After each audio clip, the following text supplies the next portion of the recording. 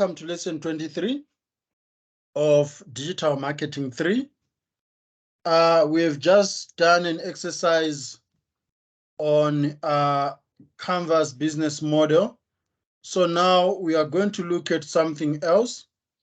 But remember, we are still doing the micro analysis.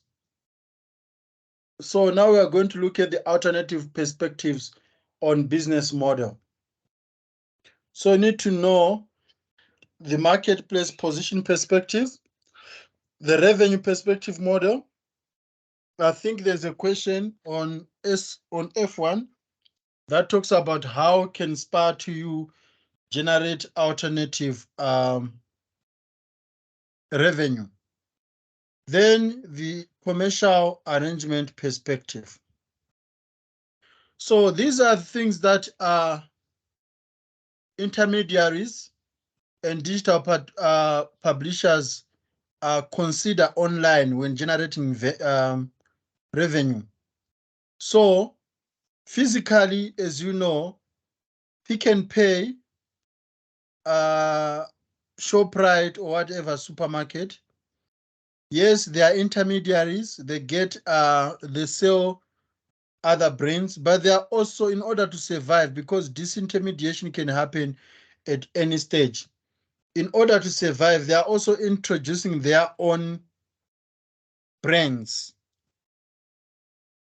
Then they become, and on those brands, they sell those brands directly to customers. So, for example, Pick n Pay would have a no-name brand. Checkers would have a Checkers brand. Have you come across that, guys? Yes. Whereby you have got Checkers branded cooking oil. You have got Checkers branded peanut butter. Checkers branded tomato sauce. Pick n Pay also does that. Woolworths also does that. So these are their alternative revenue models. So that's how they make money, other than from the sales that they are having from other brands who are using them as distributors. They can actually be direct producer to customers themselves. Now, when it comes to online intermediaries such as Hippo, you can develop or generate alternative revenue models through capitalizing on your digital assets. Digital assets are your website, your social media accounts, your database of people's email addresses. So those are digital assets.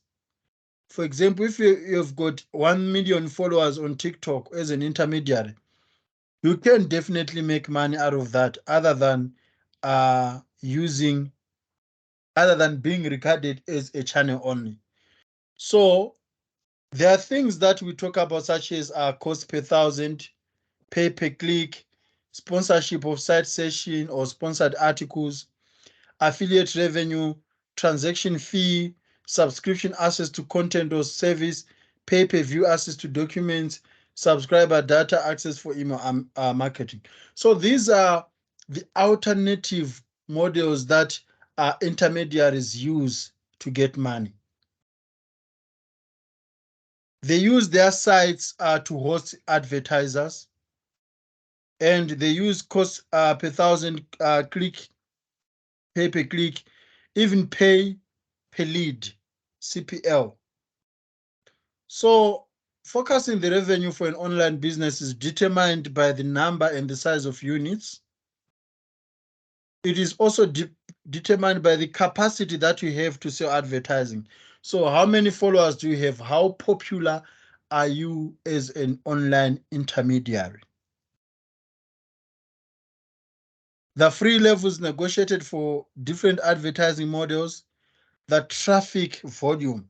How many users do you have, and what is the impression, the CTR, click per impression. So it can also, the traffic volume can also determine the revenue that you can get for that. You can use Google Ads, You can use Google AdWords. Also, another thing that you can consider is visitor engagement. Guys, am I talking the language of something that you can resonate with? Yes. Yes.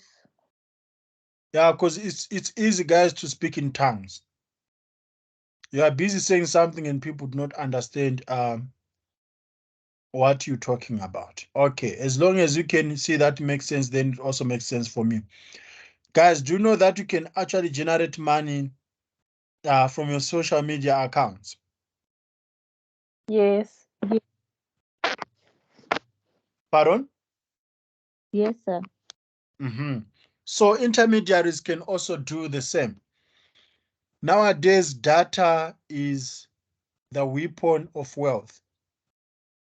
Your database says a lot about how rich you are in terms of revenues that you can have, especially, having so much details about customers, having a database of more than 100,000 email addresses. You can generate money from that because email marketing is becoming so significant nowadays.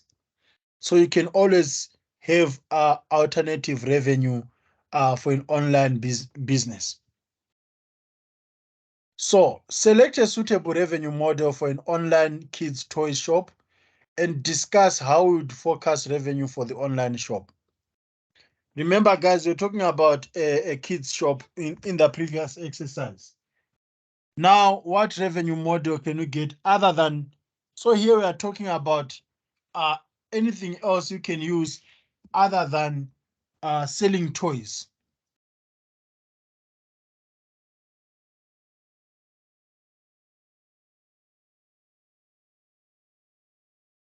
Mm, maybe this subscription access to content or services.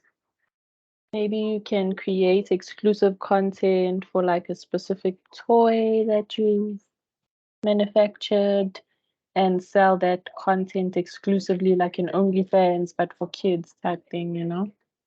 Okay, yeah, that could work. You can have sponsored content. You can have exclusive content that can be accessed by premium subscribers or something like that. Okay, what else?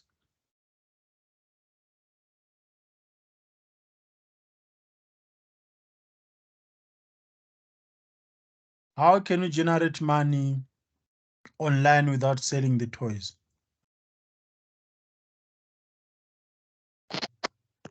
You can let baby related brands advertise on your site, like the Pampers, like the Nestle for Nan.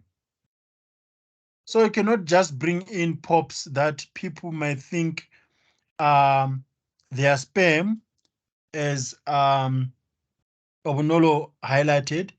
Here you can look for things that kids know and are legit, such as nappies, such as wipes, such as non formula. So you can generate revenue from advertising on your site. You can Oh, even have. no, I was just saying, okay. You can even have a magazine about toys. Then it become subscription based. So a kids magazine about toys.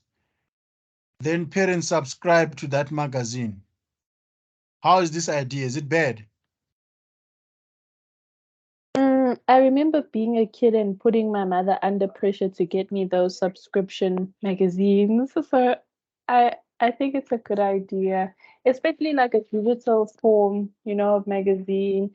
Or Mm. if you like a subscriber, they could send you, if you're paying monthly, like a free part of a toy. So when you collect a certain number of parts, then you've got this whole big massive toy, because you've paid to collect all these parts type things. Okay, that makes sense. So yeah, even if games, kids like games anyway. You can always bring in some non-games like the Super Mario to advertise there. So there are so many ways you can use to generate alternative income apart from the main alternative revenue, apart from the main sales that you are getting from the toys themselves. So that's how you generate revenue models. And I know that there's a section on your assignment that asks about SPA. How can it use its digital platforms to generate revenue models? So at least you now know, guys, you know how to look for those answers. What about YouTube channel? Can you have a YouTube channel as a toys shop? How can you make money from that? Yes, I think so. So there's these kiddie influencers that my niece and nephew watch. They're called Vlad and Nikki. Yay, the way they put my sister under pressure to buy them those toys. So I definitely think a YouTube channel would be a great idea for the toy shop. Okay. Until there's load shedding, then there's no internet or there's no TV. All right. So that's it, guys, about the forecasting revenue for an online business. So it is determined by the traffic volumes and everything that we've discussed. Are there any questions? No questions. Obunolo? No questions, sir. Okay. All right. Then we can move to the last lesson for the night.